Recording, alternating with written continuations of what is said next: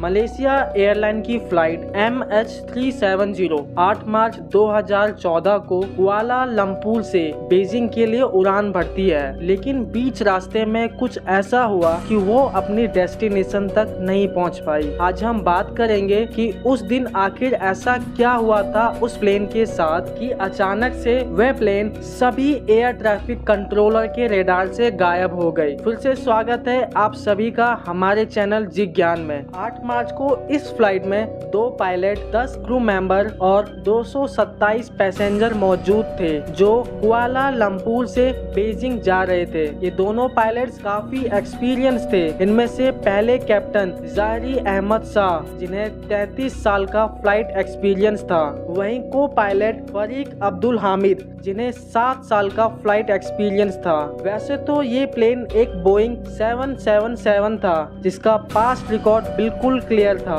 आज तक इस प्लेन में कोई गड़बड़ी देखने को नहीं मिली। इस प्लेन को मलेशिया से चाइना या फिर चाइना से मलेशिया आने में 5 घंटे 34 मिनट का समय लगता है। ये इस प्लेन के लिए रोजाना की तरह एक नॉर्मल काम है। रात 12:42 पर प्लेन टेक ऑफ होता है। फर्स्ट पायलट हमेशा की तरह कुआलालंपुर के एयर ट्रैफिक कंट्रोल टावर के डायरेक्ट कंट्रोल में थे। टेक ऑफ के बाद ही प्लेन ने अपनी डायरेक्शन साउथ चाइना सी की ओर कर दी और 20 मिनट बाद प्लेन के ट्रांसपाउंडर ने अपनी करंट लोकेशन कुआलालंपुर को भेज दी। इसके ठीक 10 मिनट बाद 1:19 पर फ्लाइट मलेशियन एयर जुई रिस्ट्रिक्शन से वियतनाम के एयर जुई रिस्ट्रिक्शन में जा रही थी। इसलिए कुआलालंपुर ने उन्हें ये इंस्ट्रक्शन दी कि उन्हें वियतनाम के हो ची मिन के कंट्रोल टावर से कांटेक्ट करना चाहिए और पायलट ने लास्ट मैसेज गुड नाइट का दिया।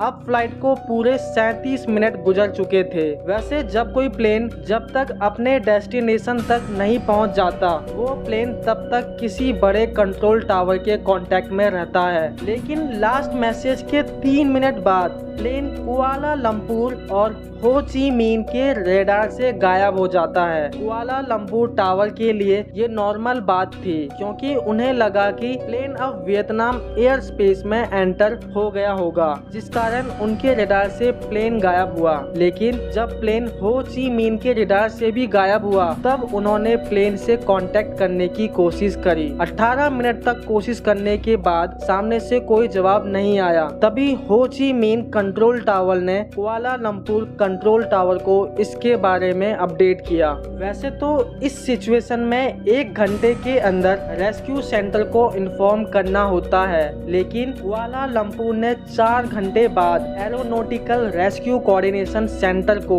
इन्फॉर्म किया। शायद तब तक बहुत देर हो चुकी थी, लेकिन अभी भी एक होप बची हुई थी कि शायद फ्लाइट बीजिंग लैंड कर जाए, लेकिन प्लेन बीजिंग में नहीं पहुंचा। इसलिए 6:32 पर उस जगह पर सर्च ऑपरेशन टीम भेजी गई जहां से प्लेन गायब हुआ था। इस सर्च ऑपरेशन में 7 कंट्रीज की 34 शिप्स और 28 एयरक्राफ्ट ने गल्फ ऑफ थाईलैंड और साउथ चाइना सी के बॉर्डर पर ढूंढना स्टार्ट किया। ये ऑपरेशन पूरे 4 दिन तक चलता रहा, लेकिन अब तक कोई भी सुराग नहीं मिला। लेकिन 4 दिन बाद ये पता चला कि जब फ्लाइट MH370 रेडार से गायब हुई थी, तब वो सिर्फ सिविलियन रेडार से गायब हुई थी, लेकिन मलेशियन मिलिट्री रेडार पर वो 1 घंटे तक शो हो रही थी। इस इंफॉर्मेशन से ये पता चलता है कि जब फ्लाइट सिविलियन रेडार से गायब हुई थी, तब फ्लाइट कुछ टाइम के लिए राइट में मुड़ी और उसके बाद तुरंत एक शार्प यू टर्न लेकर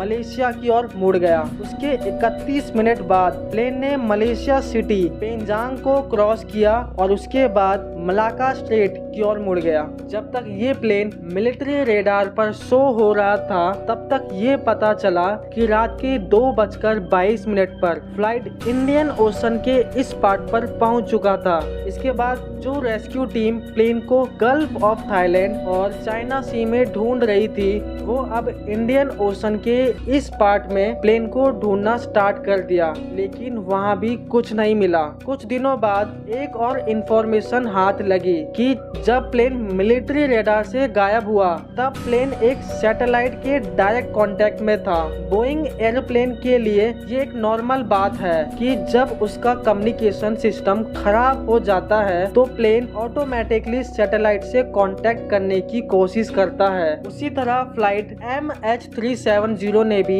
सैटेलाइट से कांटेक्ट करने की कोशिश की और हर एक घंटे में अपनी लोकेशन सैटेलाइट तक पहुंचाता रहा। इस इंफॉर्मेशन के चलते ये पता चला कि मिलिट्री रेडार से गायब होने के बाद इस प्लेन ने एक और टर्न लिया और पूरे 5 घंटे तक इंडियन ओशन में उड़ता रहा और सुबह 8:22 पर प्लेन लास्ट टाइम सैटेलाइट से कांटेक्ट करने की कोशिश करी। ये प्लेन का सैटेलाइट और रेडार से आखिरी कांटेक्ट था। एक्सपर्ट्स और इन्वेस्टिगेशन टीम का मानना है कि प्लेन ऑस्ट्रेलिया से 200 किलोमीटर दूर वेस्ट में इंडियन ओशन के इस कर्व पर प्लेन का कांटेक्ट सैटेलाइट से टूटा होगा। इस पॉइंट तक आने में प्लेन को 8 घंटे का समय लगा और प्लेन में इतना ही फ्यूल था कि वो 8 घंटे तक उड़ सके। एक्सपर्ट्स का मानना है शायद प्लेन इस कर्व स्पॉट पर क्रैश कर गया होगा, इसलिए इस जगह पर एक deep sea search operation start किया गया। पूरे 3 साल तक ये ऑपरेशन चलता रहा और इसमें $160 मिलियन